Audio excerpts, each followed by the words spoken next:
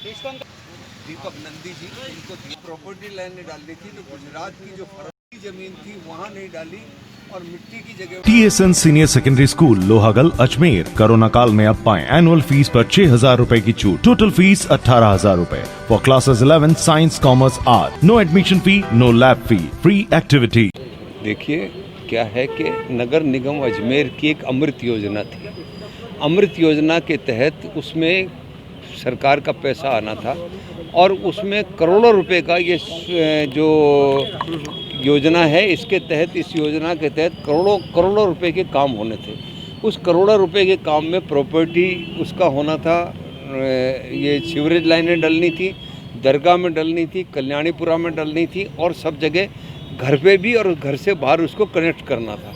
इस योजना में जो पूर्व में नगर निगम ने क्या किया कि इस योजना के तहत सिर्फ जहाँ पे उन ठेकेदारों को पूरा पेमेंट तो कर दिया और पेमेंट को रोक करके अगर ये दोबारा इस योजना को चालू किया जाएगा तो इसमें 4-5 करोड़ रुपया अलग लग जाएगा। इसमें कमिश्नर की पावर 60 लाख रुपए तक के पेमेंट की थी और अगर उसको कोई वापस अनुदान ज़्यादा पेमेंट करना है तो उसको वो योजना के तहत, अमृत योजना के तहत उसकी स्वीकृति लेनी थी। वो स्वीकृति नहीं ली गई है। ये करीब 8 करोड़ रुपए का घोटाला है।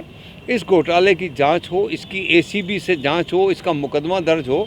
मैंने आज मुख्यमंत्री जी को निवेदन किया है और कलेक्टर से मैं अनुमति लेने आया हूँ कि आज से 10 दिन के अंदर अगर ये जांच नहीं करते हैं, 10 दिन, आज से 10 दिन, 31 से 9 तारीख समझ लीजिए, 10 तारीख मान लीजिए, जब भी ये देंगे उसमें मैं सोशल डिस्टेंसिंग की पालना करते हुए मैं इनको नोटिस, इनसे अनुमति लेने आया हूँ कि मैं नगर निगम के बाहर सत्याग्रह पर बैठ जाऊंगा, धरने पर बैठ जाऊंगा और धरने पर बैठने की जब तक इसकी पूरी इंक्वायरी नहीं होगी, इसकी जांच पूरी नहीं होगी, जब तक मैं इसकी जांच करूंगा। नगर निगम में जो आयुक्त महोदय हैं उनको इस बात का देना पड़ेगा, इसका उल्लेख करना पड़ेगा।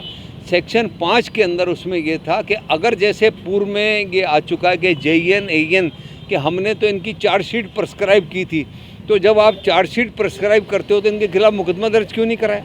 जब आप ऑनलाइन मुकदमे दर्ज करा सकते हो, ऑनलाइन लोगों को मुकदमे दर्ज करा के आपको ये इल्म तो है ही ना सरकारी अधिकारियों को।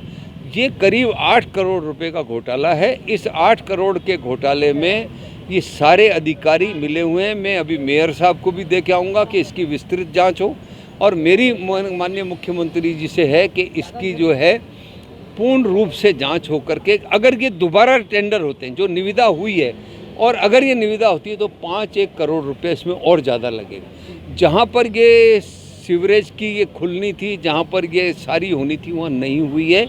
इसको ये मेरी डिटेल आपको सारी इसमें मिल जाएगी। मैं आज अनुमति के लिए आया हूँ कि आप मुझे 10 दिन का नोटिस है, 10 दिन में अगर आपने मुकदमा दर्ज ना करें, जाँच करा के और दोषी अधिकारियों को दंडित नहीं किया तो मैं धरने पर बैठूंगा और धरने पर बैठने की सारी जिम्मेदारी जो है, अब इसमें ये कह कर के मुझे नहीं टाल सकते। मैं इनसे अनुमति सिर्फ अपनी मांग रहा हूँ कि मेरे साथ 2 जने होंगे तो 3 जनों 4 जनों में सोशल डिस्टेंसिंग की भी पालना होती है। जो कोरोना प्रोटोकॉल है मैं उसकी पूरी पालना करूँगा, पर मैं नगर निगम के बाहर धरने पर बैठूँगा।